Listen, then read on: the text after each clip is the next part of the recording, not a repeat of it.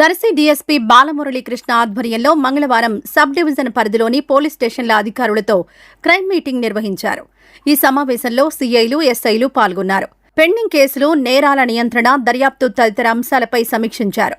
అనంతరం sub division పరిధిలో missing అయిన 105 మొబైల్ ఫోన్లను పోలీసులు రికవరీ చేసినట్లు వెల్లడించారు. సైబర్ క్రైమ్ సెల్ సహకారంతో పాటు CEIR పోర్టల్ ద్వారా ట్రేసింగ్ చేయడం, టెక్నికల్ అనాలిసిస్ ఆధారంగా ఈ మొబైళ్లను గుర్తించినట్లు తెలిపారు. వీటి మొత్తం విలువ సుమారు 15.75 లక్షలు ఉంటుందని పేర్కొన్నారు. రికవరీ చేసిన మొబైల్ ఫోన్లను త్వరలో సంబంధిత యజమానులకు అప్పగించనున్నట్లు పోలీసులు తెలిపారు. మొబైల్ ఫోన్లు పోయిన వెంటనే CEIR పోర్టల్లో ఫిర్యాదు నమోదు చేయడం ద్వారా త్వరితగతిన ట్రేస్ చేయవచ్చని, ప్రజలు ఈ అవకాశాన్ని వినియోగించుకోవాలని పోలీసులు సూచించారు.